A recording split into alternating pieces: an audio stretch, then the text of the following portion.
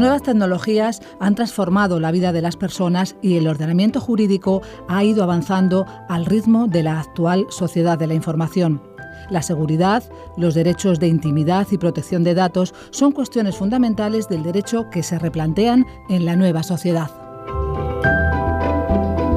La UNED, en su interés por dar respuesta a la creciente necesidad de formación especializada en este ámbito, ofrece el curso de experto universitario sobre cuestiones prácticas sobre responsabilidad civil.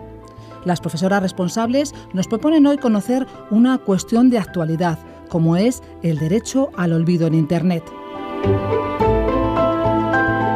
Desde que el Tribunal de Justicia de la Unión Europea decidió en 2014 que las personas tienen derecho a solicitar que se retire de los motores de búsqueda como Google algunos resultados relacionados con ellas, este buscador ha recibido cerca de 350.000 solicitudes. Para conocer con detalle cómo surge el derecho al olvido en Internet y comprender en qué consiste, nos acompañan dos expertos en derecho que nos van a aclarar algunos ejemplos prácticos. Saludamos a Verónica del Carpio, profesora de Derecho Civil de la UNED. Buenos días. Buenos días. Tenemos con nosotros a Sergio Carrasco Mayans, licenciado en Derecho e ingeniero de Telecomunicaciones, es presidente de la Asociación Derecho en Red. Buenos días, Sergio. Buenos días, Verónica. Yo soy Verónica del Carpio, profesora asociada de esta Universidad Nacional de Educación a la Distancia y abogada. Vamos a hablar del derecho al olvido. ¿Cómo surge el derecho al olvido, Sergio? Bueno, el derecho al olvido surge de una característica importante que tiene Internet, que es que los contenidos que se alojan en cualquier medio, en una página web, etcétera, tienen una vocación de permanencia muy acentuada. Es decir, se quedan allí hasta que se retiren. Con lo cual, cualquier persona que busque ahora mismo contenidos relacionados con una persona encontrará noticias desde cualquier momento, cualquier fecha, desde el momento en el cual se haya optado por tener esa página. De hecho, puede ser que noticias anteriores, porque se van colgando hemerotecas y la información se va actualizando retrospectivamente. Efectivamente, no estoy hablando únicamente desde el comienzo de Internet, sino que se indexan también hemerotecas, con los riesgos que puede haber ahí respecto a noticias que incluso a lo mejor han sido rectificadas con posterioridad. ¿Y qué sucede entonces? El problema es que, aunque exista un contenido rectificado, en el buscador voy a poder encontrar todavía la noticia original, con lo cual una persona que pueda haber sido acusada y luego finalmente haya habido una sentencia que le declare totalmente inocente, pues la noticia original seguirá pudiéndose encontrar sin ningún problema. Vamos a hablar de cuestiones terminológicas básicas para que nuestros oyentes sepan de qué estamos hablando. ¿Qué son motores de búsqueda? ¿Qué son prestadores? ¿Nos puedes ilustrar sobre esto? Claro, con motores de búsqueda nos referimos a esas herramientas que nos permiten localizar contenidos en alguno de los servidores que se encuentran en Internet sin necesidad de conocer la dirección en que se encuentran. ¿Por ejemplo? Por ejemplo, el más conocido es Google, ¿de acuerdo? El problema ¿cuál es? Que estos motores han evolucionado a tal nivel que ya no necesitan que haya una persona incorporando nuevos contenidos en los buscadores, sino que ellos automáticamente van atravesando todos los contenidos que van encontrando y ellos mismos van localizando nuevos contenidos. Es decir, que la información sobre una persona puede ser completísima, pero por otra parte puede ser que no corresponda a la realidad completa. Efectivamente, porque puede haber noticias relativas a diferentes puntos de la línea temporal. Pueden haberse, ya como he dicho, rectificado, pueden haber cambiado su situación, etcétera, y que, en cambio, las sugerencias de Google, los primeros resultados por popularidad y demás, sean en realidad los más incorrectos. ¿Esto ha dado lugar a alguna sentencia del Tribunal de Justicia de la Unión Europea? Sí, de hecho, comenzamos a hablar de derecho al olvido a raíz de una sentencia del Tribunal de Justicia de la Unión Europea. ¿Y qué pasó ahí? Ahí lo que pasó es que una persona buscaba eliminar un determinado contenido sobre un embargo que le afectaba en un medio y sobre el cual ya había transcurrido bastante tiempo. En España acudió a la Agencia de Protección de Datos, que le dio la razón respecto a la parte que afectaba al buscador, no al medio, y la audiencia, porque Google recurrió, decidió plantear una cuestión prejudicial para ver cuál era realmente el alcance de los derechos, el derecho de protección de datos, hasta dónde le amparaba a efectos de retirar estos contenidos. Es decir, ¿qué cosas concretamente tenía la persona interesada derecho a que se borraran? Estamos hablando de eso, ¿verdad? No exactamente. No exactamente. No, porque el medio sigue estando protegido por un derecho a la libertad de información, libertad de expresión y demás. Es decir, el medio puede seguir teniendo esa noticia. Y de hecho, incluso la agencia le denegó que el medio tuviera que eliminarlo. Estamos hablando respecto al buscador, es decir, esa lista de resultados que incorporaba esa noticia debía desaparecer, ¿vale? Es decir, lo que se viene a llamar desindexar la noticia. ¿Qué es indexar y desindexar? Los buscadores funcionan en base a una lista de direcciones que suponen un índice en la práctica de los contenidos que hay en Internet. Cuando hablamos de indexar, es incorporar ese contenido en las listas de resultados que nos permite encontrar, en este caso, Google. Y cuando hablamos de desindexar, nos referimos a que cuando busquemos a esa persona, ese resultado no aparecerá. ¿Y con los demás buscadores sucede lo mismo? ¿O es solo el caso de Google o es con todos igual? Con todos es igual, es aplicable. Es decir, Bing, el de Microsoft, Yahoo, etcétera, también quedan afectados por esta decisión. Lo que pasa es que no se les menciona tanto por una simple razón, que es la del público que utiliza cada uno de estos buscadores. Google es bastante mayoritario. Es decir, que la mayoría de los problemas se han dado realmente con Google. Efectivamente, la mayor parte de la población utiliza Google, la tienen de página de inicio, buscan en ella cualquier tipo de contenido y por lo tanto lo que quieren es conseguir que se desindexe de Google. Y entonces, ¿estamos ante un nuevo derecho, el derecho al olvido? No es realmente un nuevo derecho. Lo que se hace es clarificar o referirnos a un caso concreto, que es el de los buscadores, respecto al derecho de cancelación y oposición que la normativa ya contempla. De hecho, no ha habido ningún cambio normativo antes de que se hablara del derecho al olvido. Vamos a suponer un caso que ha sucedido recientemente. En una portada de un periódico figura la cara de una persona y debajo pone: este es el terrorista de los asesinatos, los atentados recientes de París, y se identifica así. Resultó ser alguien totalmente inocente, residente en otro país, que nada tenía que ver con el asunto. Esa portada, entiendo que está recogida en la propia base de datos del periódico, y por otra parte también estará indexada de alguna manera. ¿Qué se puede hacer en este caso? Claro, efectivamente, ese tipo de contenidos quedan indexados. Contra el medio tendremos que utilizar pues las herramientas que pueda haber, pero en lo que refiere al derecho al olvido, lo que podemos hacer es dificultar su localización a través de esa desindexación de la que nosotros estamos hablando, es decir, indicando resultados que nosotros no queremos que aparezca. ¿Cuál es el problema en la práctica? Que muchos de estos contenidos provendrán pues de otras redes sociales, sea por ejemplo Twitter y demás, que también tendremos que identificar para que se retiren. Es decir, que no solamente hay que dirigirse a Google, hay que dirigirse a más redes, hay que utilizar otras vías. Vámonos a un ejemplo práctico. Vamos a coger de la persona que figura en la portada de un periódico falsamente como terrorista, no siéndolo, de forma tan flagrante que no existe ninguna duda de que eso es así. Es decir, que no se trata de alguien que haya sido detenido y después haya sido absuelto, sino alguien que simplemente ha habido un error garrafal por parte de un periódico. ¿Qué haríamos en ese caso? Bueno, el derecho al olvido nos permite no tener que dirigirnos al medio directamente. Es decir, podemos optar por ir al medio y decirle: oye, retira esta noticia, modifícala, o podemos acudir directamente al buscador. El Tribunal de la Unión Europea lo ha admitido directamente. Por lo tanto, yo solo tengo que acudir a Google y decirle que quiero que retire este contenido. Que lo desindexe. Exactamente. Es decir, que cuando se intente localizar, no se encuentre. Exacto, pero debemos tener claro que la fuente original, hasta que yo actúe contra el medio, seguirá allí. Solamente estoy dificultando su localización. Si se busca por el nombre o por si se busca por la imagen.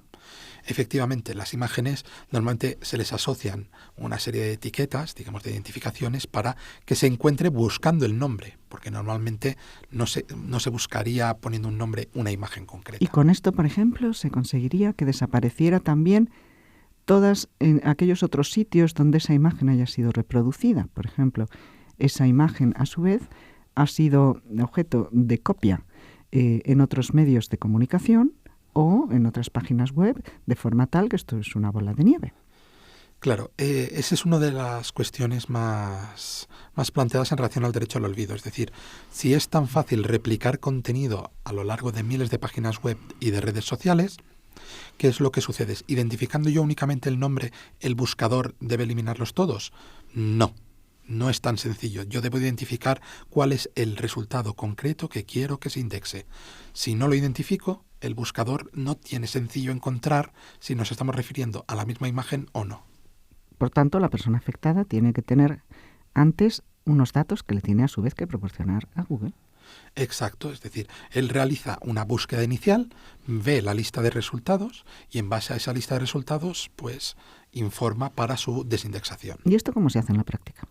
En la práctica, los buscadores lo que han es creado un formulario específico para el ejercicio del derecho al olvido, identificando al titular de este derecho, ¿vale?, que será en este caso el afectado o su representante, y después facilitando una serie de campos donde poner los resultados en los que tú solicitas que se desindexe tu nombre.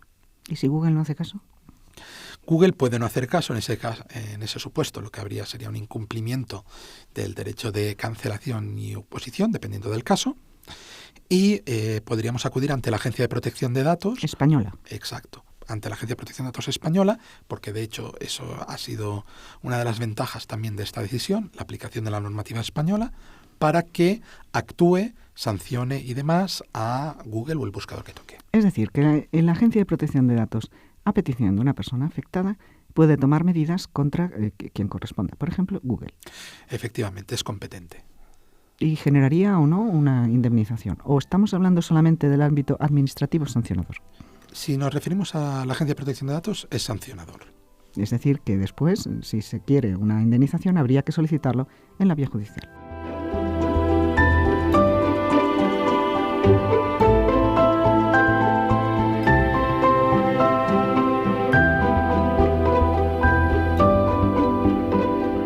He oído por ahí la expresión derecho a vivir en paz. Sí, efectivamente, en algunas sentencias se habla del tema del derecho a vivir en paz en relación con el derecho al olvido. La posibilidad de que los hechos pasados sean incluso ciertos o no, es decir, aunque el tratamiento original fuera lícito, ya no se venga arrastrando hasta este momento. ¿Vas a poner un ejemplo? Claro, cualquier tipo de infracción administrativa que se publica en los boletines oficiales, por ejemplo. ¿Una multa de tráfico? Una multa de tráfico, simplemente, pues es indexada en Google. ¿Tiene sentido que una multa de tráfico de hace 25 años aparezca ante una búsqueda de mi nombre? No, yo tengo derecho a que no se me saquen este asunto. ¿Y una sentencia, por ejemplo, de una persona que ha sido condenada en rebeldía por un problema de alimentos de menores?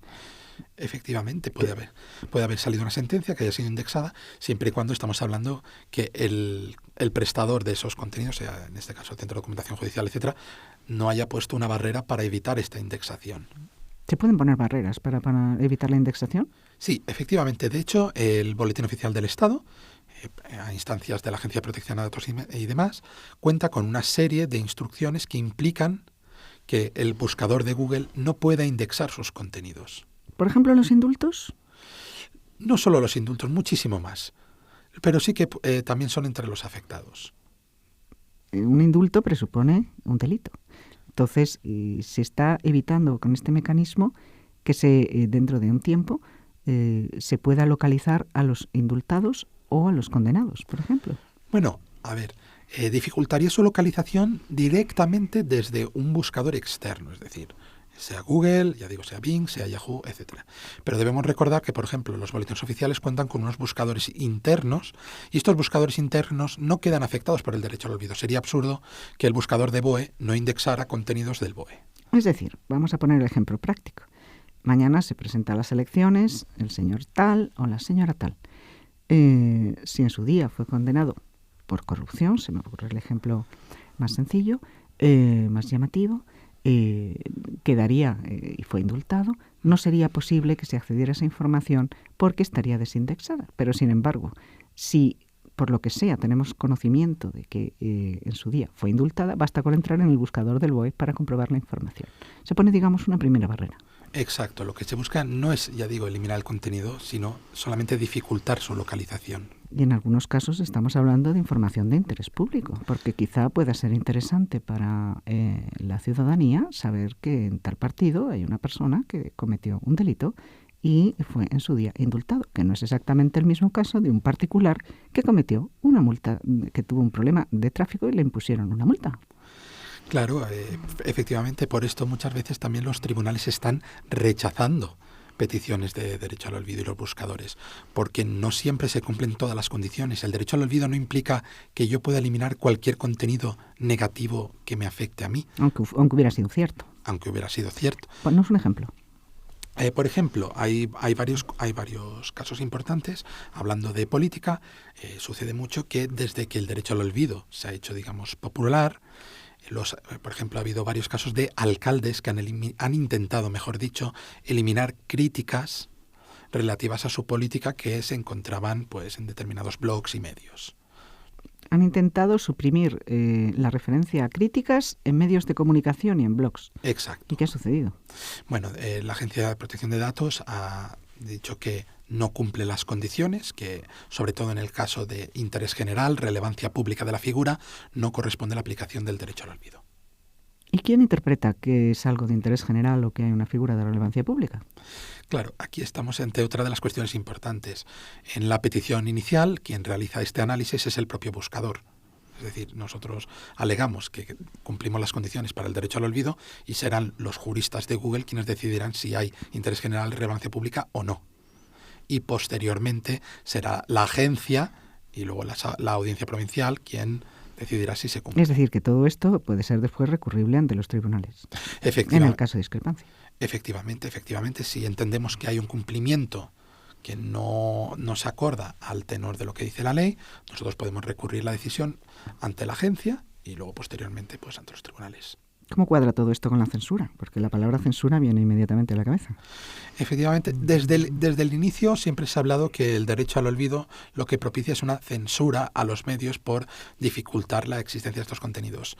Si tenemos en cuenta que en realidad el contenido de la fuente original permanece y lo que hacemos es dificultarlo, tal vez censura no sería exactamente la palabra. Sí que tal vez se dificulta un poco el derecho a acceder a información veraz a través de cualquier medio, etcétera, porque el buscador en la práctica es la vía por la cual nosotros buscamos información de cualquier persona. Si hay un candidato, lo primero que hace mucha gente es poner el candidato en Google y buscar a ver qué es lo que ha hecho. Pues si abrimos la puerta a que algunos de estos contenidos sean desindexados, pues está claro que estamos dificultando un poco el encontrar esta información. ¿Y esto cómo se viene aplicando hasta el momento por los prestadores? Los prestadores inicialmente es cierto que aprobaron bastantes de las solicitudes que iban recibiendo, es decir, las aprobaciones iniciales. ¿De Google? ¿Estamos hablando en concreto de Google o de todos? Bueno, la mayor parte de las peticiones van ahora dirigidas a Google. Las dirigidas a otros buscadores han sido bastante mínimas, ¿de acuerdo?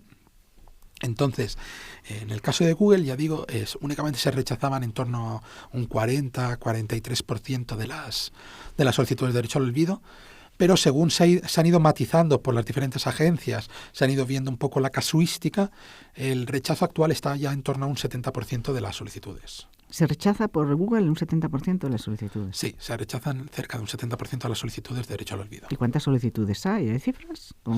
Sí, hay unas estadísticas. En un año pues recibieron más de 70.000 solicitudes de derecho al olvido, lo cual es importante teniendo en cuenta lo que afecta. ¿Desde España o en total? En total. En el ámbito español, cerca de unas 20.000, 22, 23.000. ¿Y esa gente a la que se le ha denegado la desindexación, qué hace? Esta gente a la que se le ha denegado la desindexación, como he dicho, pues tiene la posibilidad de acudir a la Agencia de Protección de Datos. Hay un caso que es especialmente llamativo, que es el de la persona que consiguió inicialmente la sentencia a su favor en el Tribunal de Justicia de la Unión Europea, que ha ejercido su derecho al olvido con respecto a otra información. Porque, por ejemplo, ahora él es una persona de relevancia pública, ha aparecido la noticia del derecho al olvido, por supuesto, en todos los medios, jurídicos o no, y en esas noticias, ¿qué es lo que se menciona? Pues la noticia que él quería borrar. Con lo cual, decir que al final esto es un bucle. Es decir, al intentar al intentar borrar algo, eso ha generado más noticias y finalmente lo borrado no solo no se ha borrado en realidad, sino que se ha multiplicado. Efectivamente, porque lo que ha conseguido él es que sea una persona tan importante que ahora incluso la agencia le deniega la eliminación, la desindexación, mejor dicho, de contenidos porque es de relevancia pública y es de interés general. Es sorprendente porque la relevancia pública no la buscó él. Eso deriva de una cuestión de inconstitucionalidad formulada por un juzgado que él no podía prever ni podía impedir. Y sin embargo, el hecho de que una sentencia que él no ha solicitado y que si hubiera sabido las consecuencias tampoco habría podido oponerse a que se dictara, resulta que al final le está privando de su derecho. Efectivamente, de cierta forma se está viendo perjudicado porque la figura que él quería eliminar, que era una referencia a un embargo de hacía muchos años por la Seguridad Social, aparece, ya digo, en absolutamente todas las noticias relativas a esta decisión. Y hay más casos de personas que han resultado perjudicadas por su intento de suprimir informaciones relevantes, porque esto es llamativo, es contraproducente, ¿no? Hombre, el más llamativo es este caso, pero lo cierto es que al final todas aquellas personas que ven que Google no les da la respuesta y acuden luego a la agencia no les da la razón y acuden a la audiencia provincial, en cierta forma facilitan su localización. ¿Por qué? Porque delimitando un poco los contenidos cuyos índices se quieren desindexar, pues se puede localizar cuál es la persona original que busca la desindexación y por lo tanto el ejercicio del derecho al olvido. Es un ejemplo de efecto contraproducente del ejercicio del derecho. Claro, si todo se limitara exclusivamente a enviar el formulario en Google, está claro que aquí no saldría fuera, nadie tendría conocimiento y por lo tanto sería un cumplimiento de derecho al olvido perfecto. Perfecto, digamos, en el ámbito que correspondiera. Pero desde el momento en el cual va creciendo la bola y el caso es importante, los medios se hacen eco y por lo tanto pues se contiene eso. ¿Y ese formulario dónde está? Dentro del propio buscador hay una sección para ello. Además, siempre se informa sobre el tema del derecho al olvido, incluso cuando realizamos una búsqueda de cualquier nombre propio en uno de los buscadores sometidos a normativa ¿Estamos europea. hablando de personas físicas, de personas jurídicas, de ONGs? ¿De qué estamos hablando? Únicamente de personas físicas, porque pensemos que al final todo esto nos viene de la normativa de protección de datos, y la normativa de protección de datos va limitada a personas físicas identificadas o identificables. ¿De qué nacionalidad? Aquí estamos un poco la controversia. Estamos hablando de personas que estén sujetas al ámbito del derecho europeo, porque el derecho al olvido, de momento, busca todo proveniente, digamos, de la normativa de protección de datos europea.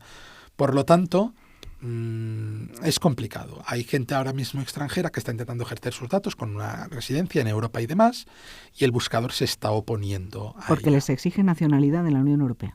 Porque les exige un vínculo especial con... Y el vínculo no es suficiente la residencia. Para ellos entienden que no. Yo entiendo que es un caso claro de que realmente se le tendría que aplicar, pero bueno, todavía es un derecho que se está acabando de concretar. Hay varios temas que todavía no están muy claros y este es uno de ellos.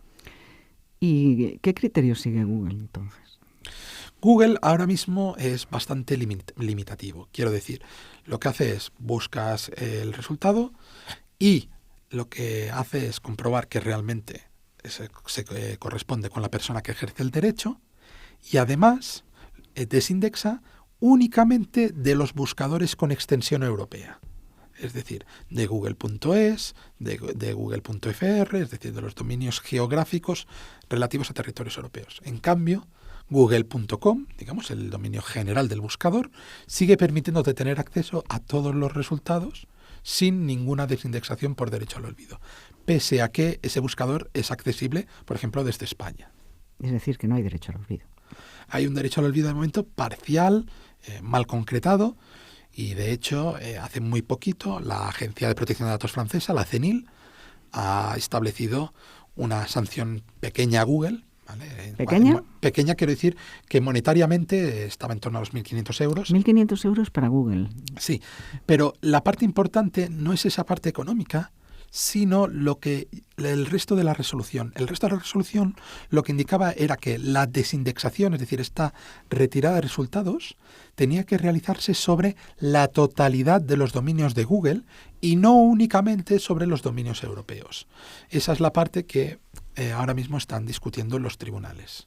Están discutiendo en los tribunales franceses. En los tribunales franceses, efectivamente. ¿Y en España se ha planteado esto? En España se está comenzando a plantear, todavía no ha llegado al Supremo, pero sí que en el ámbito de la Agencia de Protección de Datos, claro, incluso la persona que ha conseguido esta primera decisión, lo que dice es, vale, se ha eliminado de los dominios europeos, pero si yo entro en google.com, todavía puedo obtener toda la información de este resultado, con lo cual es un cumplimiento, digamos, inválido. Defectuoso. Efectivamente. Dinos, nos quedan unos minutos, dinos unos ejemplos concretos en los que se haya borrado información, desindexado. Sí, la mayor parte de resultados en los que se ha obtenido la desindexación suelen ser por transcurso del tiempo, ¿vale? Es un concepto bastante abstracto, pero en el caso de publicaciones, por ejemplo, de hace más de 15 años, 20 años, se ha conseguido la eliminación, incluso aunque provinieran de los boletines oficiales. Aunque provenían de los boletines oficiales. Efectivamente. ¿Y sanciones económicas ha habido? Ha habido alguna pequeña sanción económica. De momento han sido poco importantes porque nunca se ha llegado, digamos, hasta el final. Creo que ha quedado bastante claro que tenemos un derecho que está en sus inicios. Habrá que ver cómo se desarrolla y verdaderamente muy interesante, porque todos tenemos a lo largo de nuestra historia cosas que querríamos que no se supieran. Esto nos afecta a todos. Muchas gracias a Sergio por estar con nosotros y buenos días. Muchas gracias, Verónica.